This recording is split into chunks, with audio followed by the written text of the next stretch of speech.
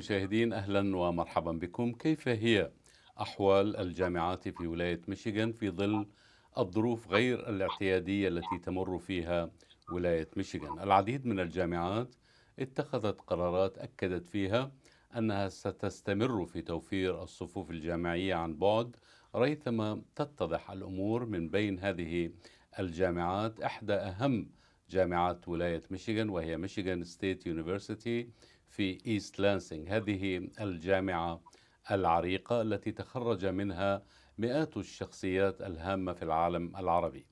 في مجلس امناء هذه الجامعة أحد الشخصيات من الجالية العربية الأمريكية، وهو عضو مجلس الأمناء الأستاذ براين مسلم، الذي برز اسمه على المستويين الأمريكي والعالمي أثناء محاكمة سيء الذكر الدكتور لاري نصار، الذي أدين بعشرات تهم الاعتداءات الجنسية على صبايا فريق الجمبوزيوم الأمريكي المشارك في المباريات العالمية، وحكم على نصار بالسجن مدى الحياة. براين مسلم غني عن التعريف في المجتمع الأكاديمي، فهو حاصل على العديد من الشهادات العليا، وإضافة إلى أنه رجل أعمال مميز في المجتمع التجاري الأمريكي في ولاية ميشيغان. يسرني أعزائي المشاهدين الترحيب بالأستاذ براين مسلم، عضو مجلس إدارة أمناء جامعة ميشيغان ستيت يونيفرسيتي. أهلا وسهلا فيك أستاذ براين مسلم. We are happy to have you in our show. Hello, thank you for having me. Let's begin, Mr. Mosallam, by asking you about what's happening at Michigan State University. It has been reported recently that health officials in the state, or particularly in Michigan State University recommended students living on campus to self-quarantine. Why? What caused this decision at Michigan State University, or was the request or the required procedures justified? Yes, it was. There's we had 350 cases, I believe, that broke out, and the decision came from the Ingham County health officials that recommended and are now requiring that all everybody at MSU, all students, all faculty and staff quarantine for 14 days to prevent the further spread. Mm-hmm. We've put in all the necessary rules on campus to follow certain protocols, but one thing that we learned is that when the students leave the campus, you can't control what they do, and so this, in hopes of not in preventing a further outbreak, this was recommended by the Ingham County health officials. Mm-hmm. So it was due to social gathering, partying maybe, and student celebration, no face covering, no compliance with the rules and regulation, right?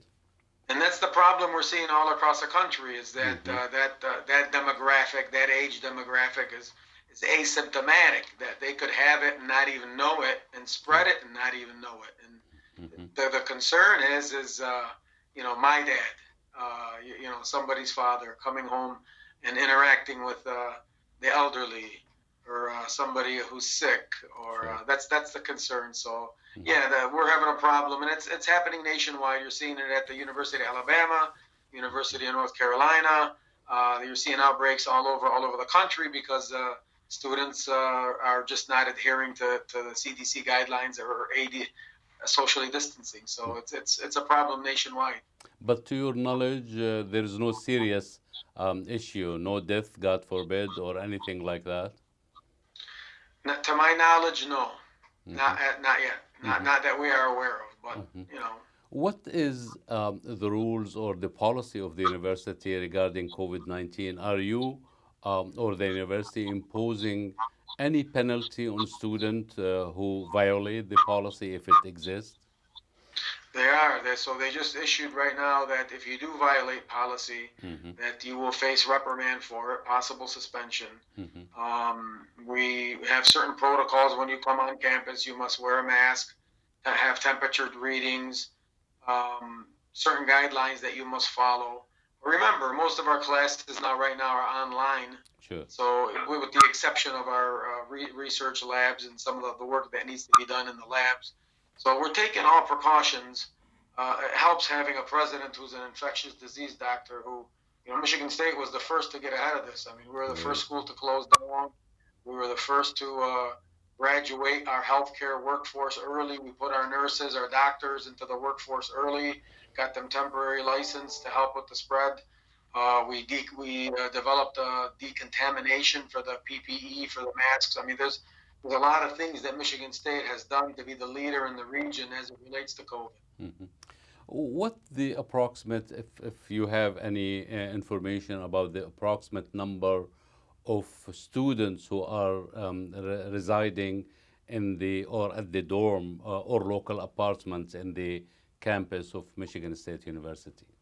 Right now on campus, there's probably around 2,800 that are in the dorms, maybe another 300 that are staff, like RAs, like residential assistants. So it's a very small number that, that we have in these dorms. And, that's something that has obviously affected us financially in a major way, but you have to put safety first. To your knowledge, are there any foreign students among those who have been quarantined? Not to my knowledge, but we do have. We also have about 2,845 foreign students that are on campus as well. So they're most 98% of them as well are taking classes online.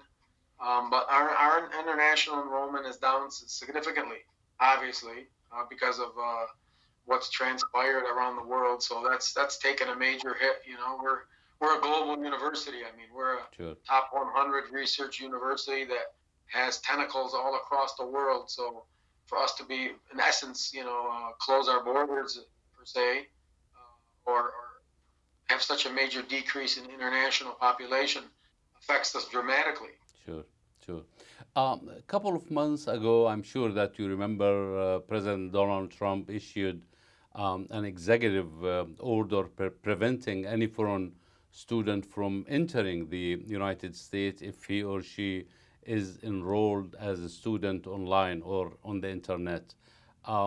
Is this still, are we witnessing, like before the COVID-19, huge number of foreign students coming to Michigan State and Michigan in general? Oh no, numbers have dropped dramatically. It's a big, it's a major problem, and one of that is because of that executive order, and in fairness, the global pandemic. I mean, you're seeing travel restricted everywhere. I mean, look at us as Americans. We can't go anywhere. I just had a buddy who was able to go to Germany only because his wife was German, but when he got there, he had to quarantine for 14 days. So, these restrictions are happening everywhere, and it's affecting these institutions dramatically as it relates to their foreign enrollments. And, but these are the times, and you got to deal with it. So. I know that you have been Michigan State University board member of Michigan State Board of Trustee, I believe. What is the role of a Board of Trustee? So the Board of Trustee is the governing body of the institution. We hire the president. We approve all expenditures, and then we set general policy for the board, for the whole university itself. In essence, we have constitutional autonomy. So we are the governing body that makes up the laws that govern Michigan State University. And, it's a tremendous honor to be on that board. Tremendous honor. Is it honorary position or it's paid? No. It's a volunteer position. Oh, volunteer. It's a volunteer position, but it's statewide elected. I mean, I'm up for election this year. Inshallah, November 3rd, I will be on the ballot, running as a Democrat. Sure. And hopefully we can get our community support to come out and vote. So originally you were elected to this particular position. It was. So there are very few Arab Americans elected statewide in the history of this state. Sure. And I'm very fortunate to be one of them. I got elected in 2012, and God willing, inshallah, this November, we'll give it another go. Absolutely, absolutely. Can you share with us, Mr. Mosallam, your experience? What was your experience being like a board trustee member? I'll tell you, that's an interesting question Hmm. because the first 5 years, Hmm. they were, wonderful and Sure. enjoyable. And you got to do so many things at a school you love so much. I mean, I graduated from there. Hmm. تخرجت من 1992. No. I played football there as well. You were And, one of the most popular football player in Michigan State. I mean, it helped me when I ran for election. Sure. So, um, and then and then you realize you're a volunteer, um, and you get wrapped up in the largest sex abuse scandal in the history of this country, and you realize that you're the governing board, and as you sit in Dearborn, Michigan, Yeah. that this problem now comes to your doorstep. Sure. And so I went from a very enjoyable position to one that became very intense, to where I was spending about 100 hours a month Wow. at a volunteer position, trying to do the right things, holding town halls, standing up for the survivors, the girls that were hurt. I was a fierce advocate on their behalf. I was very, very, very critical of some of the positions that the institution took, Hmm. hiding behind the lawyers. Sure. One thing that I refused to do. And so I'm very fortunate, that I've built the trust 2.5 years later, now heading into reelection, that I actually have these survivors, these girls that were hurt by Larry Nassar. They've endorsed me, that their parents have endorsed me for reelection. Are you the Um, only one? Are you the only one who is to be re-elected or run for re-election this coming November, or the entire board of trustees? so it's staggered. So every 2 years, two are up. So Hmm. this time I'm up, and you had to get renominated by the Democratic Party, Sure. which I was. Hmm. And so I'll be running, me and another person will be running against two Republicans. Okay. And so every 2 years that happens. It just depends on which election cycle you are. So the But term is 2 years or 6 years? 8 years. Oh, 8 years. Yeah. And So mhm, so if you think about it, in January of 2018, mhm. I went from every organization in the country calling for my resignation Wow. to 2.5 years later, having the support of the very same girls that were hurt and their parents, support of the Democratic Party, support of all the leadership, because of what I did, because I stood out there and I apologized and I met with survivors and I issued a plan of reform. And a lot of my initiatives of what we needed to do to correct at Michigan State have already been adopted. We've put in place. And a lot of people recognize, the media outlets themselves have recognized that a lot of this reform that has taken place, Sure. I proposed back in May of 2018. Mhm. So, alhamdulillah, things work in mysterious ways, but Sure. we move forward, we do the Mhm. best we can. And one thing, the way we grow up, one thing we realize is that we represent our family Sure. and our family name. And Aside from the crime, if you will, or the crime that committed by horrible crimes that committed by Dr. Larry Nasser, uh, what what's been the biggest challenge, or can you talk about the most difficult challenges that you have encountered aside from Dr. Larry Nasser's crimes, horrible crimes? well, by far, that is the biggest. I mean, that That's right there, that was our number one biggest challenge. Number two is regaining the public's trust, sure, right? That Michigan State is a safe place to send your daughter, sure, to send your kids, right? And then number three, now obviously with the virus, the impact it's had on our budget, the financial shortfall or the financial outlook. is just devastating to universities across the country. So we're going to have to furlough and lay off a bunch of people. We're going to have to make cuts, up and down the board in many departments. And it's the financial challenges that we face here coming up in the next, year and a half or two are going to be like none that any university has seen. So everybody's budgets are going to be wiped out. Everybody's reserve funds are going to be wiped out. So that's going to be a huge challenge. But the number one thing for Michigan State University is to regain the public's trust. Sure. That's the number one thing. And I learned that there are so many or a few activists around the campus and in this particular area calling for removal of the entire team of Michigan State University due to the ramification of Dr. Larry Nassar. Are you talking to these people? Are you conversing with them? Are you reaching out and talking to them? Yeah, and there's always going to be a group that they want everybody gone. That was around when some of this stuff. Remember, some of these incidents happened when I was in college. Mm-hmm. So we as a board, didn't know about it until we read about it in the newspaper. We didn't even know who he was. Mm-hmm. But yes, I have spoken to some of these groups. Mm-hmm. They know my position. Sure. They are aware of who's supporting me, mm-hmm. and the dialogue is ongoing. And they seems to understand or to be convinced that you, as a member of the board of trustee, you have nothing to do with this. You tried your best, and you just came late. You did not witness the crimes, the horrible crimes from the beginning.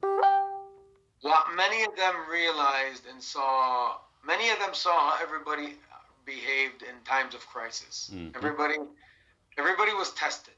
Sure. Everybody was tested. Either you ran and hid, or you stood up, you apologized, you said the right things, you showed your empathy, compassion, you showed how we're going to move this university forward and how we're going to move this university past its darkest hour in its history. Sure. And many of the people have recognized that. They have seen that. They've been able to pull me out of the board and say, he's the exception. Sure. That he was the one who did the right thing. Especially leading the charge to get rid of John Engler, who was our former governor, right. who him and I, right. we fought daily, and it was well documented. When we finally had the votes to get rid of him, we got rid of him. So, I think I've been able to separate myself from the rest of the board. But really, if you want the truth, my response was common sense. It was common sense. We're sorry. We apologize. We're going to fix it. Give us your input. Tell us how to fix it. We accept responsibility. And it was just common sense. Sure. I mean, it was really, what I did wasn't anything superhero or I wasn't wearing a cape. It was just basic common sense. Are you, Mr. Mosallam, recognized by your college and the education community at Michigan State University as Arab American? And if it is, if you are recognized as Arab American, how you are perceived by the majority of the officials there? I am actually. Mm-hmm. If you knew all the letters I've gotten, the thousands of letters and emails thanking me, and a lot of Arab Americans across the state, across the country, it's really touching. It was very, very warming to. So people notice, yeah, sure. Especially our people. Sure. Our people they're very proud. They're very proud. But within the MSU community, within the faculty, staff. There's no question that I was the one. I am the one that has been viewed as somebody who has returned Michigan State University back to its people, and I'm very fortunate, very honored, I'm blessed. I remember you prevailed as the most eloquent in talking to the media, not only in Michigan here, local media, on the nation level, and also in the international community, because that particular case attracted the entire world because of its sensitivity. The entire world depended on East Lansing, Sure. descended on East Sure. Lansing. And if you would have saw pictures of me with thousands of reporters or hundreds Yes. of reporters around, I refused to run from the media. Right. I refused to hide from the people. Yeah. I was going to stand out there. I was going to answer questions. And I think in the long run, people respected that. And I thought it was very important that we didn't sound tone deaf, that we didn't hear, right? That we Sure. hid. People Sure. needed to see that the board members, they're humans too. I have a daughter. I can't imagine if it's my daughter. Sure. And so I had to treat it as that those were my kids, my children. And when that guides you and you believe in your position, it's easy. It's very easy because you truly believe in what you're doing. Sure. And when you sit in a room and when the cameras aren't on and you have 12 people looking at you like you're an alien, 7 trustees, 2 law firms, 2 PR firms, and you're telling every one of them that they're wrong. Right. Our response is wrong. You're wrong, you're wrong, you're wrong, you're wrong. And That's the hard part. fortunately, so many people, especially in the education community in Michigan, and those who know you, they recognize that and they commend you for your courage, for the truth that you spread all over, especially when you talk to the media. Mr. Mosallam, you just said that you are running for re-election this coming November. All the board term or just the 2 against the 2 Republican? No, yet. So it's only two Democrats against 2 Republicans. The top 2 get in for another 8 years. Okay. And what you are doing from now up until November 3rd to secure enough votes? I've got billboards all over that I've taken out in Metro Detroit. I got 600 radio ads that we bought. Sure. I got we're calling 370,000 people of our community to remind them all over the state of Michigan. I have a team of 25, 30 that are so excited to help to get me reelected because this story is nonpartisan. This story is not a Democrat or Republican story. Everybody can agree that these girls were hurt at this university and that the position that I took was not political. Sure. The position that I took was a nonpartisan position because we had Democrats that ran and hid. We had Republicans that stood up and said the right thing. Because when it came to these girls, you throw a party out the window. Sure. That's not even relevant. So, and being honest with everybody and being fair, there were some very, good Republicans that stood up and said the right thing and did the right things, and because they realized this wasn't a Democrat or Republican issue, and that this was a nonpartisan issue. So I think the story here is that, I don't care what party you're from. It doesn't matter. What's going on right now in America is disgusting me, Sure. quite frankly. Politically, Sure. this whole country is divided. Yes. Divided over schools, divided over football, it's divided over wearing a face mask, it's divided over absentee ballots. I mean, I have never seen this country more divided, ever. Yet this issue here is something that all of us can agree on.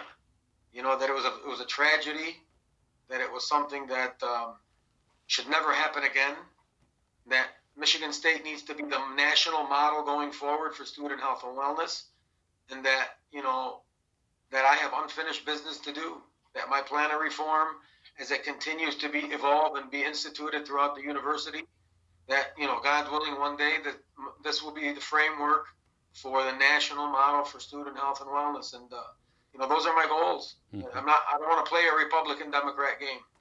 I want to fix Michigan State because I love the place.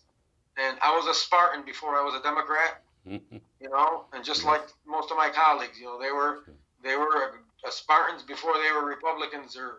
But it's important that my people, they come out and they support me.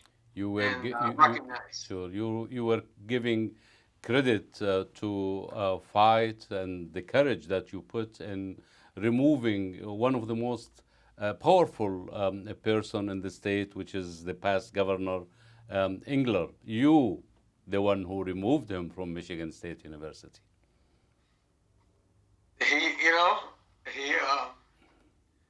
Him and I didn't see eye to eye. Yes. And I'll never forget. Not because he's Republican. No, obviously. No, not because of the things he kept saying. He kept, he accused one of the survivors of taking kickbacks. Sure. His comments were so insensitive. I mean, he kept degrading the girls. He treated them as litigants. He didn't treat them as survivors that were hurt at our university. And I had a major problem with that. And so him and I went at it toe to toe. And I made my feelings known to him. I called for his resignation. Sure. And I did it before I met with him. Yes. Because I wanted him to know that I'm going to go into that meeting and I'm going to sit right next to you. Because we're not running away from anybody. And I'll never forget, I walked into that meeting and he walks right up to me and says, "Hey, Brian, you're sweating. Are you nervous?" And so I laughed. I said, "No, John, I was working out. You might want to try it." And so him and I sat, and we went toe to toe, and probably a lot of things I can't repeat here, but I can guarantee you, nobody's spoken to John Engler the way I have. Nobody kicked him out of a meeting like I have. I mean, at the end of the day, when he left, sure, he did. Yes. He said he forgot about me already. He knew that I was a driving force, and it was time for him to go. Well, we're going to speak a little bit of Arabic now and I'm giving you also the opportunity to address the Arab American community and those who are from the Middle East and from all over the state to cast their ballot in November 3rd. كما استمعتم أعزائي المشاهدين، فإن هذا العام هو عام الانتخابات العامة التي ستؤثر نتائجها بشكل أو بآخر علينا جميعا، إن كنا ننتمي للحزب الديمقراطي أو الحزب الجمهوري أو حزب الوطنيين الأحرار، فعلينا التوجه إلى صناديق الاقتراع والإدلاء بأصواتنا وممارسة العملية الديمقراطية التي يمنحها لنا الدستور الأمريكي. براين مسلم هو يمكن العربي الأمريكي الوحيد اللي تبوأ هذا المنصب الهام والحساس، وهو يعني أنا والجميع ندعوكم للمشاركة في هذه الانتخابات والتصويت للمرشح الذي تقتنعون بما يقوم به أو ما قام به من إنجازات وما لديه من برامج مستقبلية. وأترك المجال الآن للأستاذ براين مسلم للحديث معكم وحثكم على أتليست المشاركة في هذه الانتخابات. تفضل. I wish I understood فصحى. لا عادي. أنا حكيت أنا وياك بالعربي. very understandable. I mean you do good in Arabic. خلعان هون. So I mean I understand Arabic enough to get around. And, okay. Right now I actually got my kids were learning Arabic as we speak. حلو. So alhamdulillah maybe you can motivate voters to go and cast their vote, and that is the most important part of the whole election. There is over 500,000 Arab Americans. Sure. Arab and Chaldean in Michigan. Sure. We can make a difference in this election. We could decide this race. And shame on us if we sit home after what has transpired in this country, the way this country has been divided. And it is incumbent upon us. People die in the Middle East. They die in other countries for the right to vote. And we have that right in this country. Sure. And alhamdulillah, the laws of this country, allow the media to check government. They allow the media to hold government accountable. They allow the laws to take place where, you have a chance to succeed in this country. And one of those rights that we have is the ability to exercise our right come November 3rd. And so we as a community must unite and flex our muscle, get out there and vote. Because never before This is the most important election in our history. Sure. The history of this country. 4 more years of Trump could be a disaster for this country. So I encourage everybody to get out and vote. And whoever you decide to vote for, I'm running as a Democrat. I would love your support. I would love your vote come November 3rd. And I'd love to return 8 more years, inshallah, to Michigan State to finish the business that I started. كما استمعتم أعزائي المشاهدين، أهم ما في هذه الانتخابات هو المشاركة فيها، الذهاب إلى صناديق الاقتراع والإدلاء بأصواتكم. نشكر عضو مجلس أمناء جامعة ميشيغين ستيت السيد براين مسلم على هذه المعلومات القيمة التي لم أكن أنا أعرفها بالسابق قبل لقاء والتعرف على السيد براين مسلم. شكرا جزيلا لكم ولإصغائكم، وشكرا أيضا للأستاذ براين مسلم على البقاء معنا بالرغم من انشغاله الشديد في الكثير من الأمور، خاصة هذا العام هو عام سياسي بامتياز. Thank you very much, Brian, for being with us. Thank you for having me. I appreciate your time. أعزائي المشاهدين، شكرا لإصغائكم، وحتى ألتقي معكم لكم مني ومن أسرة البرنامج أجمل تحية، والسلام عليكم. I am Michigan. Yo soy Michigan. أنا Michigan. 我是密西根人。私はミシガンに住んでいます。 Be counted, counted, Michigan.